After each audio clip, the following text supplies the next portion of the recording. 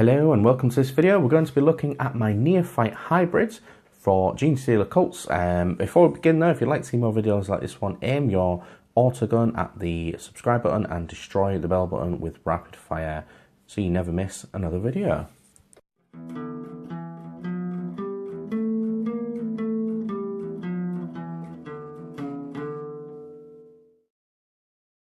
So, what I'll do first of all is talk about how I originally had one unit. Now I didn't have any leader type models, and I had basically, it was this guy, anyone with a tuft of grass is what I had, but basically I had one flamer, I had one seismic cannon, which was this one, and the rest was auto gun. So I had 10 models, and basically, and that was it. So it was kind of cool because you can actually have a leader, which this one was a designated leader because he looked a bit like a minion and he had his gun the highest.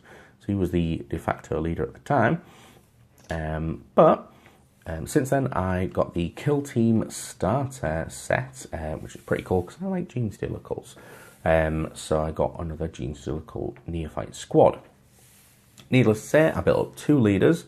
I built up the icon, I built up every other heavy weapon that I could. Yeah, every heavy weapon I could, because I had an extra base or 2 of the 32 mils as opposed to the 25s, and I built every other special weapon. So what you can actually do, the good thing about Neophytes is you can have 2 special weapons and 2 heavy weapons. You can also double it up on the normal cultist as well, so you could still have, you could have like 20 Neophytes in the squad, and you could have like 15 of them, just the auto gunners or las gunners, whichever way you want to play it, in the squad. Cool thing is, like I said, so with all, right, the thing I like about Neophytes is basically the amount of toys you can give them, as fun as that sounds. Now obviously the leaders can have a bolt gun, you can have power maul, you can have power pick, a web pistol, a auto pistol, chainsaw even I think, but they're basically some extra little weapons. But you can have a lot of shots coming from a small unit. Now obviously we know that they're not Space Marines, so they're not going to hit great. They're also quite fragile as well, you know, so ways around it is maybe keeping them in a Chimera or a truck, and getting them up the board. I mean, the truck's a good idea because they can fire outside of it, which like doubles their availability, their usage, for their actual weapons. So you can give them the Seismic Cannon, which we'll have a look at this one first, the guy without a tripod, which is cool because it has a long and a short wave range, and it basically gets better, or it fires a bit like a auto gun. And I never really noticed he's got like 2 lamps on him. He must find it hard to see. So that guy's got that one. And again, we've got Seismic Cannon. This is the newer one, which I got. He's got the tripod because I actually got the bit with it. And he's only got 1 lamp on his back. He's got the cracked visor, as you do. These guys are painted in the colour scheme, which matches my Cadian, well, my Ashes Militarum tanks. So they've got a Castellan green underneath. I keep wanting to say snot green, but it might not be. That might be the old one. Goblin green, maybe. Underneath, over the top, like as like an overbrush style highlight. You can also have flamers. So there's the original flamer, this guy, and then the new flamer, which is this guy. So again, 2 D6 auto hits, which is pretty sweet. Yeah. So the flamer is it's good for an anti-charge thingy. I mean, it makes them a little bit more likely to hit, which is always good. So you could have 2d6 strength, 2d6 worth of flamers in a squad, which is cool in a small squad.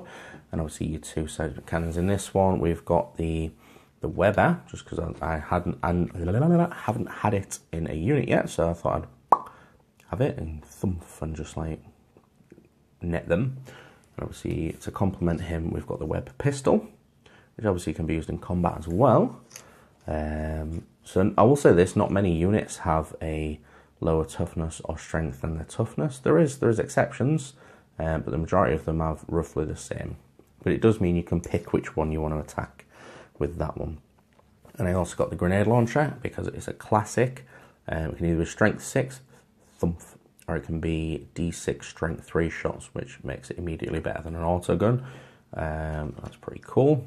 And obviously we've got the heavy stubber, which actually at first, so in Kills team, I thought the heavy stubber would be a bit pants. It's only strength 4, but it is, the good thing about it, obviously if you have it as a heavy specialist, which is what they suggest with the starter set, heavy specialists can move freely without worrying about the -1. And with it being 36-inch range, you're more than likely, if you get into a good position, going to be able to hit with no penalties. And you get 3 strength 4 shots. So if you're going against Genestealer Cult, Guardsmen, that kind of thing, it's more than adequate. If it's going against Space Marines, it's a lot better than your autoguns, so it actually immediately feels a lot more powerful. We have the mining laser, which in effect is a 24-inch range mini las cannon basically, but it's a cool weapon, trickier for kill team. I don't think you can give it the sniper specialist, so you can't re-roll them ones. So he's going to 50-50 hit half the time, but when he does hit, he is more than likely going to just rip a hole through that unit. I have had it where I've sat him at the top of a building and he's killed like 2 models, but that was over like a 5, 6, 10 game and it didn't feel like he was doing an awful lot. Whereas the heavy stubber in practice has actually took out quite a few models. I probably lean more towards that one. Big games, 40k, probably have 2 mining lasers to basically guarantee that 1 hit at least, if not 2. If you spread that across a couple of units, that is a bit insane. In my opinion, that's pretty good. So now I would like to go over do an overall review of the actual box set. So obviously you wouldn't get those guys. They're still in shot. Let's move them out a bit more. I could just move the camera. That would have been a bit easier, wouldn't it? Yeah. So you actually get 10 models for your troubles. I believe you do get the 2 32mm bases, so you can actually build 2 heavy weapons with. And again, you can customize them to basically defeat any foe. Anti-tank, anti-infantry, Bob's your uncle, you can fight it. So it's pretty versatile in that respect. It's good. There's a lot of characterization. Good golly gosh. There goes my English again.